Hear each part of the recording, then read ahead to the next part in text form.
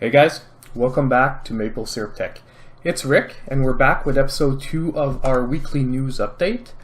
Like I said, I'm trying to get into the rhythm of things and come on a weekly basis. So, we're going to go look at the big headlines for this week. Now, as last week, Ryzen 3 is going to be our first story. Now, unfortunately, I know guys, I promised you a review. Problem is that getting Ryzen 3 in person here in Canada is actually tough. So I don't know about you guys in the US, but if you can actually pick up processors at your computer store, you guys are lucky, because here in Canada, I went around all the computer stores in person, and unfortunately no one has actual processors in. And when you put yourself on basically a list to purchase it online, they're not guaranteeing you right now what the delay is going to be. So problem is, it's hard to choose a site to actually buy from, because I wouldn't want to, for example, order from newegg.ca, be waiting for 2 weeks for a CPU, and after a week seeing them start popping up in my local shops. So my actual in-person review is going to be coming very shortly. Like I said, I'm going to pick up a 1200 because I was strongly expecting what the results are so far from other reviewers. And that's what we're going to look at here first. So from OC3D.net, basically they're saying that Ryzen 3 for a budget gaming PC or just budget production PC is a very strong competitor when you look at a price for performance ratio. It's most comparable to an i3 7350K, which is the unlocked i3 processor. It generally outclasses the other i3s for the same money. So it's what we were expecting, and the most important part that they're actually saying is that as when you with the, let's say, 1700 to 1700X or 1800X, the base SKU, which is the 1200, can actually overclock to have equivalent performance or negligibly different performance to the 1300X. Meaning that save the 20 to 30 bucks, buy the 1200, overclock it, and you're going to wind up with most of the time a 1300X or pretty close to it. Like sometimes it's about 100 megahertz difference between the two, meaning that in actual performance terms, it's almost not noticeable between the two. So for the moment, till I come out with my own review, if you want to pick up on OC3D.net's reviews, they do a very concise tests and whatnot. Like I said, I'm going to be getting a 1200. I want to more look at combos, like what graphics cards are worth pairing with the CPU. For example, if the CPU is bottlenecking on most games already with an RX 480, well then why invest in more? Or even if we compare, let's say, an RX 460 for like 570 to the RX 480, is the processor actually bottlenecking even before we get to the RX 480? So we're going to be looking at that. But like I said, in the meantime, Ryzen 3 has delivered price performance as promised. 1200 is pretty much everyone saying the best buy. You can get away overclocking it with the base cooler that comes in the box, which can be a money saver. And I'm going to be coming out with a list of $20 coolers that you can actually buy to go beyond that without having to invest in something like a $50 to $60 air cooler or an AIO, because if you're getting a budget processor and then slapping an AIO on it, sometimes you're better off just taking that extra money and buying a better processor like an R5. And by the way, that is another one of the conclusions that most people have come to and that I'm waiting to look at myself.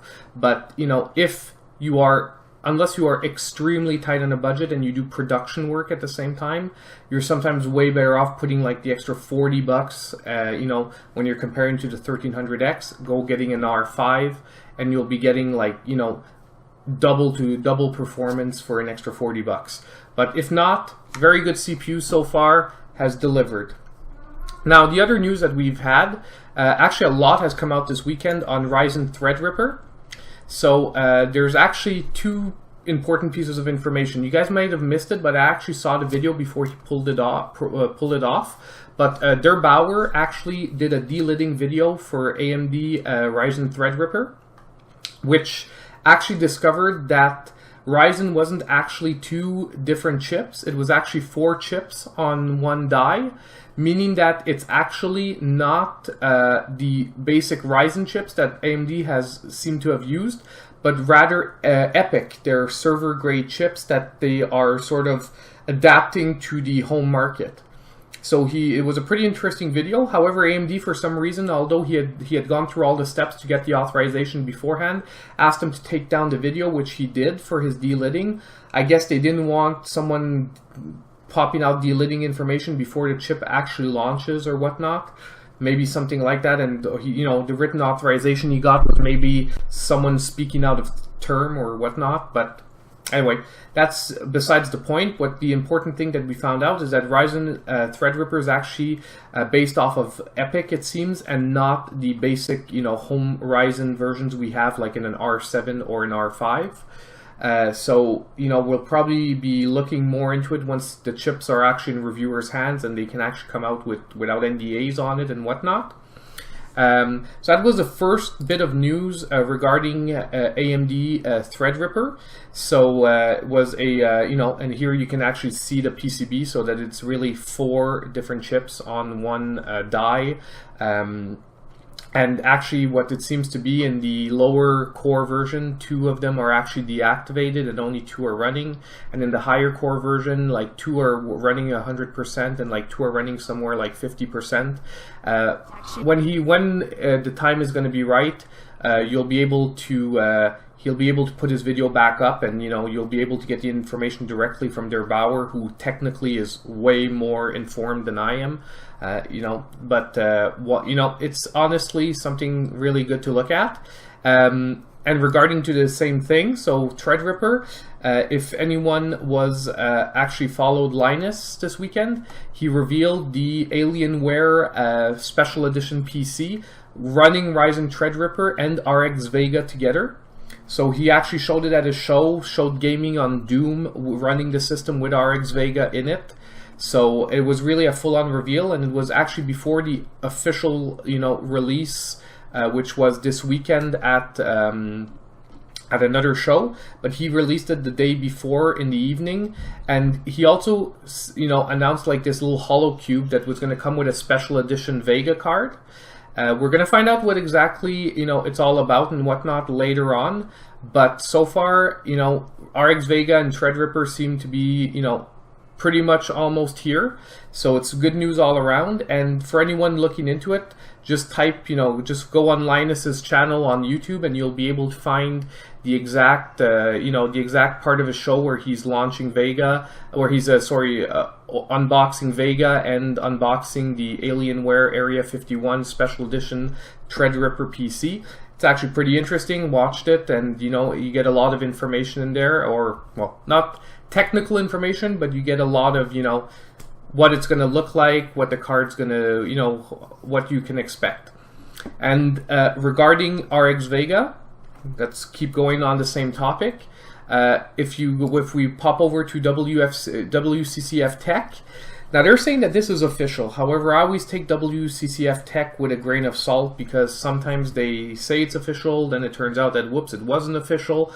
So do take this story with a grain of salt. But apparently they are officially announcing that the reference RX Vega 64 models will be starting at $499 US, and that these special edition water-cooled versions will be starting, hold on, let me just find the exact reference here. I should have bookmarked this. Right here. And that the RX Liquid Edition will be starting at $600 US. So you get a lot of information on the base clock speeds, the prices. The water-cooled version, depending on the performance, is feeling a little bit expensive for me, because if, like people are saying, it's competing with a 1080, I don't really see the water cooling version being worth it all that much, unless it really allows the card to clock much higher. It says here that the boost clock will be 1677, which is a lot higher, but is it actually going to turn into real world performance? The base models of the liquid version will be starting at $599 actually, and it's the limited edition that is the $699. They're also saying that at the beginning, the hollow cube that Linus announced will not come with the first wave of cards. And lower down here, you have what the full lineup is supposed to be. Like I said, starting at $499 and pretty much having a card at every $50 price point in between, with slightly higher performance, as you scale. is it really worth it? Is it going to wind up maybe being like Vega, like Ryzen, where you can buy the base model, sort of mod it yourself with your own cooler or with some kind of hybrid model and get, you know, almost the same performance as you would get out of the higher grade models? Because that would be something to look at, because you're looking at a $200 cheaper card, and most, you know, custom AIO solutions will be about, you know, $100 maybe. So you can actually maybe cut your price down by 100 and get something comparable to it. However, it seems that, you know, if you look, because they're all having the same compute units, and you know, a lot of it, like, you can go over it yourself, but the cards look identical except for the cooling solutions. So if that's really the only problem, you're maybe not going to be getting as an aesthetic job with a custom job, but it might be something to look into. And I'm pretty sure that our friends at Gamers Nexus will be doing their own custom mod, telling you if this will work. So I'm gonna keep my eyes out on that story and come back to you guys with it if they do come out with it like I'm expecting, because they pretty much do it for all these high-end cards.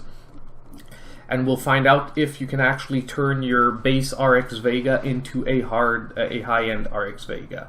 So this, you know, I invite you to read all these stories. Like I said, they're all referenced. I'm going to try to reference them all in the description of my video. But if I do miss one or two, just, you know, you have the addresses up here in the video, and you can just pause and take them down. But I will try to link them in my description down below. So this was the second episode of of Maple Syrup News. I hope you guys are liking the videos. I hope you guys are appreciating this. I know, I know I like doing it. So likes are always appreciated. Subscriptions are loved. The more you guys subscribe, the more you like, the more budget I'll have to, eventually do more videos. And at the same time, hey, one day I might be part of the press kits, meaning that I won't be behind on my CPU CPU reviews. So I would like to get there. And if with your guys' help, I hope I will be able to get there one day. So thank you for watching, and I'll see you guys in the next video.